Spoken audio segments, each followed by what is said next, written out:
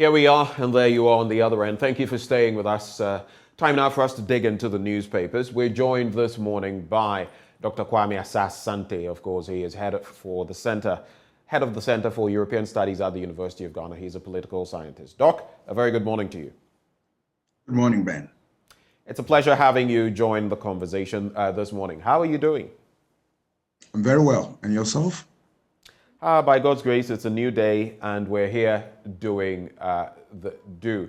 But how do you react, first off, to the latest Afrobarometer report, which evinces that the presidency is the second most corrupt public institution, only second to the Ghana Police Service? That's how dire it is. We saw that latest UNODC SHRAJ GSS report, and it spoke about public officials and the police being atop in a certain category. But here we have, rather shockingly, the presidency in second position. It also paints a very bad picture when it comes to the tenure of our current president, because it rates him as the worst in terms of performance in the last 2 decades. So you can go as far back as the Kufuor era. What's your take on that? It is very unfortunate that we are having such a damning reports on the presidency. The issue of corruption, I've said it, and I'm going to say it again, that we are not ready to fight corruption. We only pay lip service to the fight against corruption. We know what to do, but we will not do it. Why am I saying that? You see that time and again, we have, different institutions coming out with reports so damning against very crucial institutions of governance in this country. But we fail to do the needful by, making sure that we right the wrongs. So always the reports will be published and then we go to sleep. Look at Transparency International reports, look at GII reports, and look at the recent one, the CDD and all that. It tells us that we are not ready as a society to fight corruption. And my brother, we will only be talking. It's just a talk shop. But the real players of the game are not ready to fight it. It is a painful statement, but I have to make it. Where does that leave us, basically? Because, yes, we've always said as a people that our public institutions are corrupt. Accusations of corruption have been leveled against all of our presidents in the Fourth Republic. Rawlings, Kufuor, we have Evans Atta Mills, may his soul rest in peace. Rawlings, may his soul rest in peace as well. We've had John Mahama, now Akufo-Addo. Allegations of corruption have been, put forth against all of them. But it appears this is the first time that we're seeing, something of this nature where it's being made so forcefully that the presidency is corrupt. Where does that leave us? And where does that leave us in the fight against corruption? Because, like I said, we've been fighting it throughout. Kufuor said, famously or infamously, corruption has been with us since the days of Adam. But is it spiraling out of control now? And how do we rein in bribery and corruption? Because it's not just about the president and government, it's about us as a people. So what's the next step? It's a difficult thing. But what it bodes for us is that, one, we are undermining the very democracy that we have struggled over the years to develop and nurture. You see, one of the things that really go against democratic systems is the issue of what? Corruption. Because people believe that democracy, if it works well, must be able to provide the dividends that will comfort people and let people to see it as the only game in town. So when you begin to have the evils of democracy rearing their ugly heads in a democratic system, then it creates a problem. And one of such problems is what? Democratic reversals, where people believe that, look, after all, the democracy is not what it is. It will not develop to give us the dividends that we want. Then we are in difficulty. So it is my prayer that we don't get there. But you see, for the fight against corruption, you need political elite who have the wherewithal to fight it. They must be strong, and then they must be decisive and take all the necessary measures without fear or favor. And this is what we lack in this country, because more often than not, when their cronies, pals are involved, they are unable to fight it. And that is not the way to fight corruption. You must be able to deal with whoever is involved, irrespective of party affiliation, ethnicity, and what have you.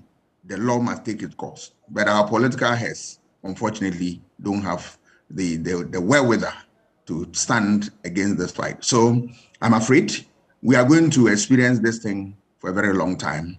I don't know when it's going to end. And that is going to affect the quality of governance in this country.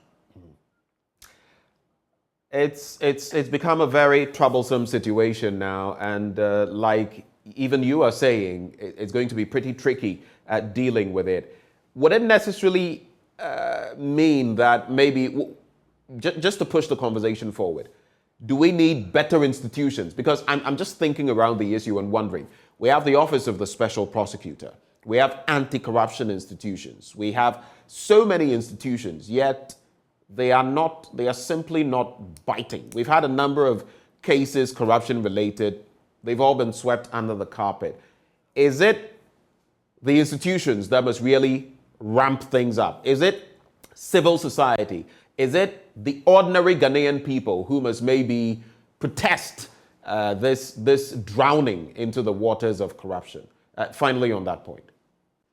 We need to start with the political elite, those who are holders of political power. But they've simply not shown the will to tackle corruption. We've seen it year after year. And now it's getting even worse. Corruption is taking a stranglehold on the country. Yeah, it must start from them, because they hold the political office and they determine who should be, prosecuted and all that. Now that you have even OSP, then you come into what? The issue of what? Institutions. The institutions must come in to address the issue. The institutions must be strong. But, it doesn't matter how strong an institution is. If we don't have the political office holders who are very strong to let their work get completed, then I'm afraid it will not work. Take, for instance, if the police go out to investigate corruption and all that, and OSP, with all his, office attendants and all that, they support him in, coming out with investigation, pointing to something of that nature, and he doesn't act, I'm afraid you are not going to fight corruption. Apart from that, we have anti-corruption institutions. When they do their work, do we have the political elites getting the courage to implement what is in their report? That is another thing. And then we as a society, do we do we punish political elites for not adhering to the rules about the game? We don't. We only glorify them. One of the factors that influence voter choices in elections in this country is what? The issue of what?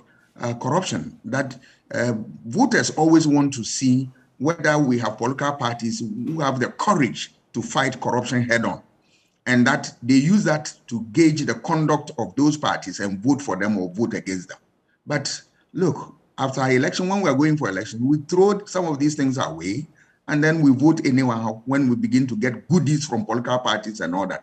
We must be bold enough to punish holders of political power for not able to deal with corruption.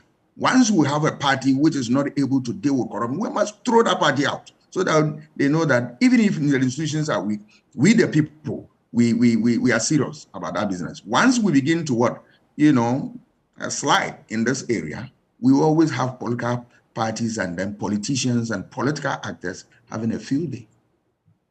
Speaking of which, the system still would be rigged in a way, because they can say, okay, yeah, let's play that game. I'll come do 4 to 8 years, which is standard. Within that period, I'll create, loot, share.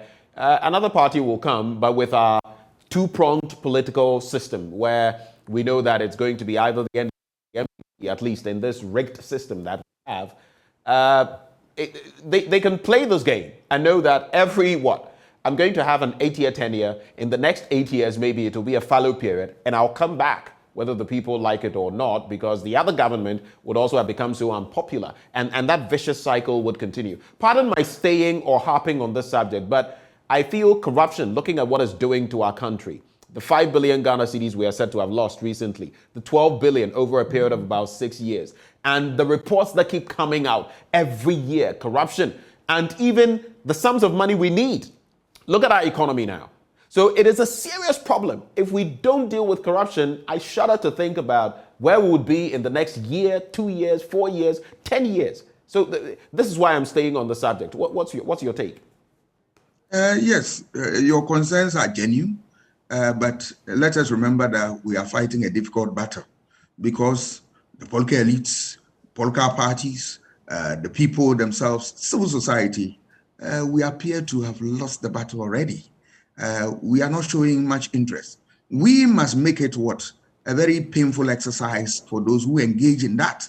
And that is coming, it should come from if every institution has broken down, if civil society will not work, we as the people must stand up and fight it. And the only way to do that is to punish political parties for that. Yes, now that it's unfortunate that we have a two-party system. The third force, I'm not seeing their chances of coming in anytime soon when they are going for elections and they have only 4% from 1992 up to date. So third force is a non-starter. But we can make it, a policy that, yes, we will punish political party or actors in this regard. So that, yes, if you come for one term and we realize that you are not able to do what we expect you to do, we throw you out. And then the other party comes in. We continue to throw them out until we get a stabilized system or a third force which is strong to come and fight the process. Otherwise, I don't know how we are going to deal, because we have passed all laws, we have made all sanctions, we have used the sanction regime. Let us remember that some generals were shot in 1979 in the name of corruption. We have sentenced people have suffered imprisonment and all that, and yet we still have corruption. It means that we have not been able to put our acts together. The time is now for us to act and act swiftly. And I urge the citizens to use it as a barometer to gauge the conduct of political parties and throw them out when it comes to elections. Let's get into the papers, and later I'll wrap at the tail end. I'll wrap with this entire situation to do with the Assembly Park and the latest comments from the Atta Mills family. But the Ghanaian Times newspaper: 5 speedboats deployed to clamp down on Galamsey. And then at 19th second plenary assembly, no fixed time to build cathedral. President raps critics. In fact, the president has been saying, Doc, that, you know what, people are talking about the economy and the harsh economic environment, but there is no better time than now to build the cathedral, and that is going to inure to the benefit of Ghana and Africa as a whole and all of that. He waxed lyrical on that, but it appears that not many people bought into it. Your take?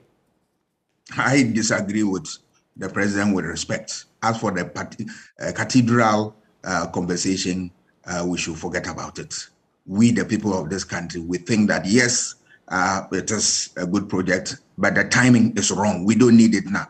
There are a lot of things, weighing on our minds that we need to attach more importance to that than the cathedral, which I don't think is a priority. If the president believes strongly and sincerely that is a good project, he must table it before the IMF and see whether it will pass that test. I have no doubt in my mind that they will jettison it and it will not see light of day. We must focus on things that are of much importance to us and then push this thing to the banner. We don't need the cathedral now.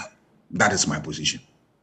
We don't need the cathedral now. That is your position. There's also Napco loses 8.5 million Ghana cedis monthly to power theft, non-payment of bills. That is according to the managing director. And then government invests 2.2 billion Ghana cedis in Napco program. So let's take a look at those two stories very quickly. Stories on pages 7 and 24. Right, so here we are. The Northern Electricity Distribution Company says it is losing 8.5 million Ghana cedis in revenue every month to power theft and non-payment of electricity bills by customers. The acting managing director of the company, Mr. Noble Domenu, has disclosed that, he said, was negatively affecting the operations of the company and its mandate to deliver uninterrupted electricity supply to the people. And Mr. Noble Domenu made the disclosure when the newly elected executives of the Northern Regional Chapter of the GJA called on the management in Tamale on Monday. He also said, "You are the mouthpiece of the people and the region as a whole, hence the need for you to help in educating the residents in the region to see the importance of paying for electricity," he said. That's the first story. Let me add the second one and then you can react to them. Page 24 is where we go to now. Right, here we are. So government invests 2.2 billion Ghana cedis in Napco program. Approximately 2.2 billion was invested in the Nation Builders Core program. The Minister of Finance, Ken Ofori-Atta, has disclosed as the initiative comes to an end on September the 1st this year. Delivering the mid-year budget review in Parliament on Monday, he said 100,000 young graduates were engaged in the various modules of the initiative, with thousands of them prepared for the field of work. He has therefore encouraged the current cohort on the program to take advantage of the You Start initiative and other existing programs, as it was the country's drive to build an entrepreneurial nation. So 2 quick reflections I want from you, starting with the Napco bit. People have asked, these 100,000, we do not know who or whom, I mean, to put it bluntly or to put it mildly. There's also the bit about the Napco beneficiaries not being paid for about 10 months, and now the start of another initiative, aka You Start, and everything in between. And whether we are just churning out programs, and churning out has a negative connotation, I use it intentionally, we're just churning out programs or actually putting in place measures that can stem the tide of unemployment. The other story, of course, has to do with Netco and people stealing power, so to speak. Yeah, I'll start with Napco. If you look at this young people who are desperately looking for a job, and the government coming out with this program, you know, that is going to maintain them and keep them, give them certain skills. We have to ask ourselves whether the program has been able to deliver what it promised. One, were they giving any skills that will help them to move on in life after school? Two, the why is it that they are due in terms of remuneration have been denied them? And this one, I find it very, very unfortunate that we have institutions, we have individuals, groups, very prominent people in this country, and nobody talks about that. These are young people who have contributed their quota to the development of this country from various perspectives, and yet the state has denied them what is due them for about 10 months. Is it fair? Where are the Christian Council? Where are the Bar Association? Where are the UTA? Where are the groups and all that? Is it fair that we have children who work and they don't receive what is due them, and we sit down and we don't talk? Look at the program itself. Let us see, have they come up with any assessment of the program, saying that, look, the program, we saw ABCD wrong with it, and for that reason, we are about to terminate it, all right? What kind of policy evaluation have they done, for which reason they want to end it? We don't know. They need to come clean on this for us to know. Than, you know, as you said, churning out programs. There is no point in having millions of programs which will not stand the test of time.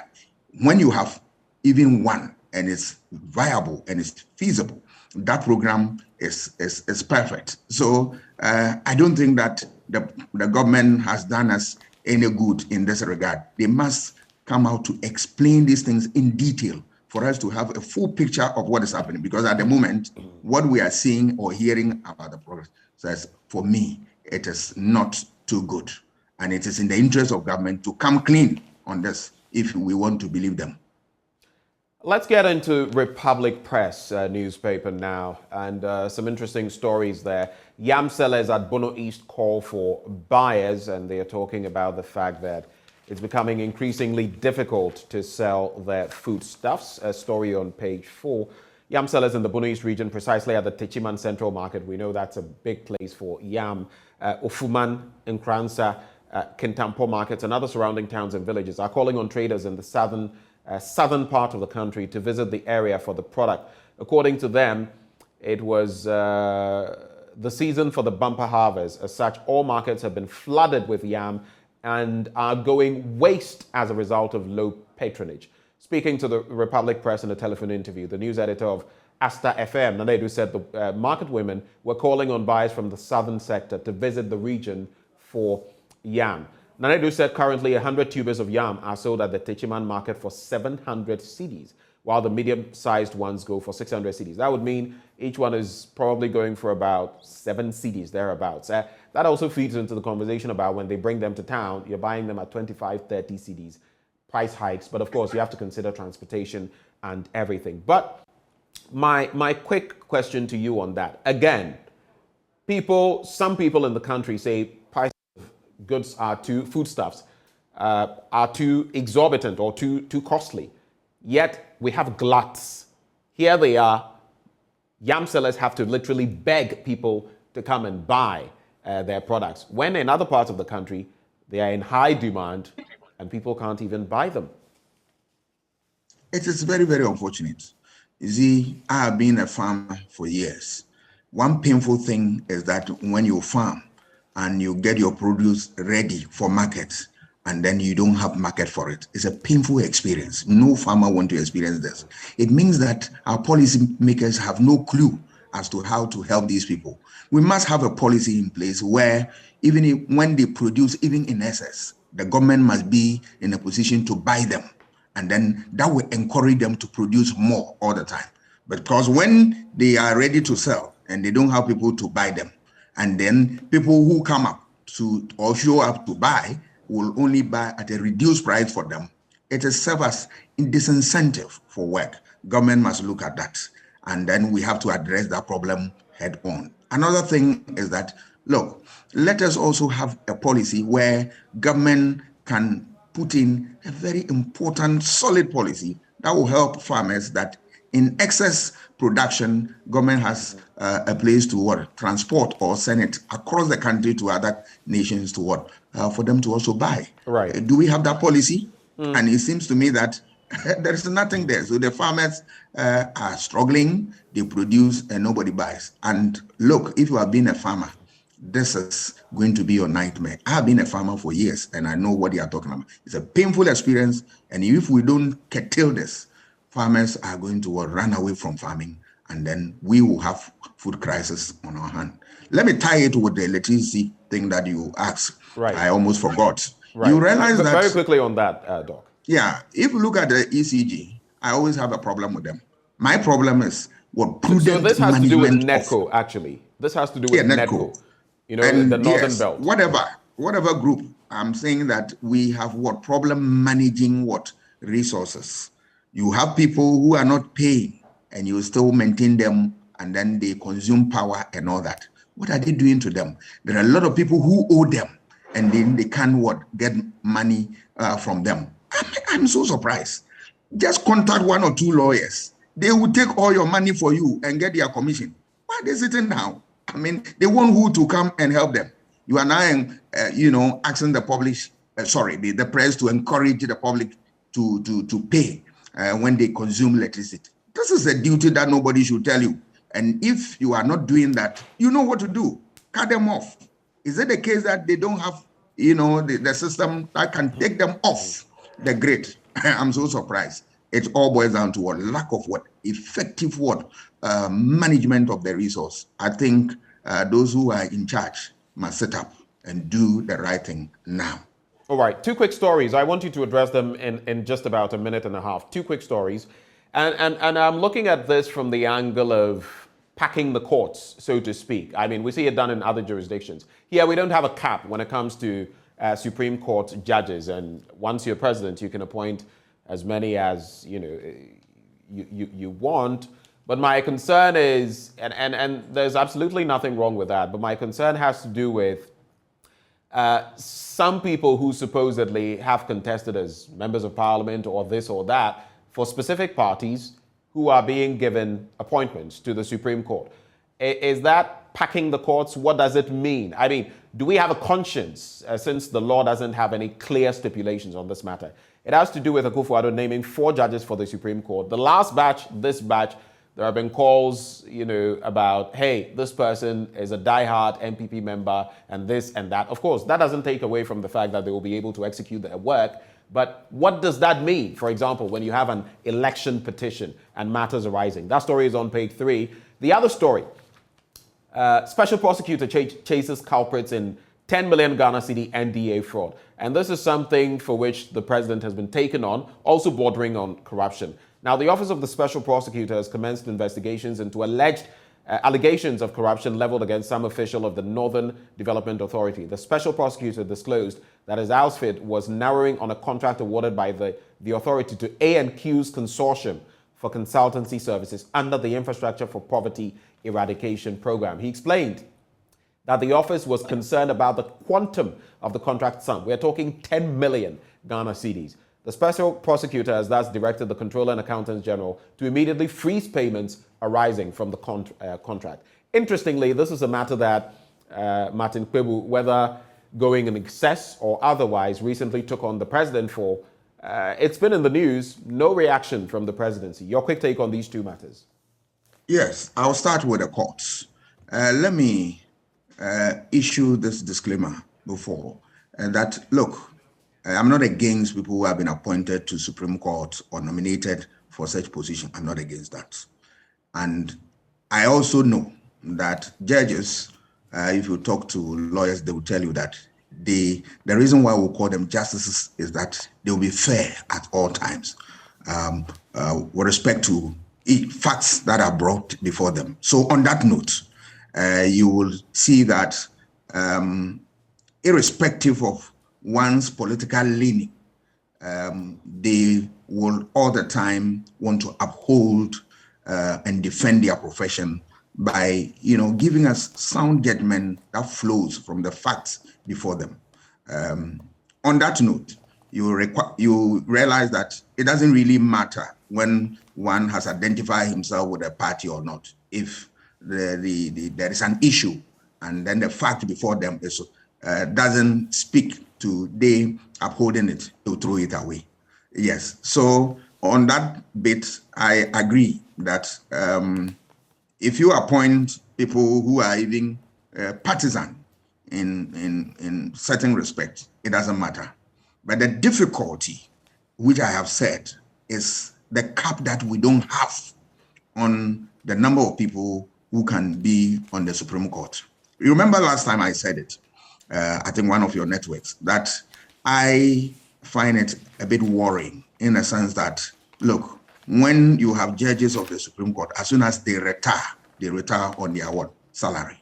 And that if there are many, we at the state have to look for resources and then pay them till they die off, all right? And that, are we sure we have the capacity to do that? I am worried because if you look at the United States of America, with all the resources at their disposal, they have only 9 judges who sit on all cases at all times. Why can't we emulate this and then help the public purse in this country? Because if we don't have a cap on this, every government will come and will continue to add. And that, for me, is a worrying situation. We must look at this thing again and then, borrow example from elsewhere so that we can support the system. The difficulty is that if we continue on this tangent, a time will come, we'll have so many, and that we will not be able to pay them when they finally bow out of the bench. And that, right, for me, is the crisis that we don't want to be in. Yes. But I'm not against anybody who has been nominated for such positions and all that. No. But it's not their making. It's normal. But that we as a state have a bigger issue that we need to contend with. Yes. All right. Let's look at these issues to wrap the conversation. The Daily Guide, special prosecutor chases Jubilee House officials, and government exposes NDC. Bank of Ghana hasn't printed money. But I mean, these are issues that we've already looked at. Two major issues I want us to look at. 84% of Ghanaians endorse elections as the best way to choose leaders. That's according to the latest CDD survey. And I would like your take on that. But also, just to add this, I am surprised that Punch Africa, which says truth stands, actually has this story here. Because there's a story that I fact-checked a while ago. I don't know what fact-checking you have at Punch Africa. But you say United Nations, red alert, UN cautions Africans over booming human organs business in the Middle East. A kidney sells for this, a heart sells for that, the liver sells for that. This story is false. It's fake news. So I don't know what checks you actually ran. You can run it by the UN system, those at Punch Africa, and you would realize that that story it's been circulating, but if you go into the UN system, they'll clear. The UN has actually come out to say it is fake news. So let's not be putting out such stories. But oh my word. My quick reaction. Your quick reactions. Yeah. In this age and time, we must expect some of these things. But the good news is that when we realize that they are fake news, we must be quick to throw them out so that people don't consume them. All right. Because the effect of having a bad news in the system is so much that can really undermine stability of a state. So quickly, once we find that some news items is not worth their salt, let's throw them away officially quickly so that people don't depend on them. The second issue is about 84% of Ghanaians saying yes for elections in this country. For me, as a student of politics and as a scholar whose interest is in election, I am very happy. It gladdens my heart that, yes, we are getting somewhere, that people believe that irrespective of our differences and all that, the only way is to change the government and maintain the democratic status quo is through election. I am all for it. I support it with all my heart, all right? But there are things that we need to do if we want to really be sustain this process for a long time. We need to always make sure that the electoral environment is stable and it is even to all actors who play the game. Why am I saying that? The last election we saw shootings and all that, and what has come of this? All right, these are things that I'm worried about as a student of politics. Right. That any time we go for elections, much as we want to deal with some of the problems that had existed previously, we always end one election by introducing another problem into the political system. For me, it's a wrong variable we are introducing into the electoral equation. And that if we really want to sustain democracy, we must make conscious effort to deal with these things critically. Then the second thing is that we must also make sure that the rules governing elections, we adhere to them and without circumventing them. And for me, it's another critical index that we need to look at. And above all, the people must also make sure that when we talk about election, we're talking about messages, we're talking about what policies and programs. People must listen to them, discuss them, and then be moved by them, but not be moved by what money and goodies which will undermine their very existence in this country. Doc, thank you so much for joining us for the conversation this morning. We're always grateful for your time and we wish you the best of the day, sir.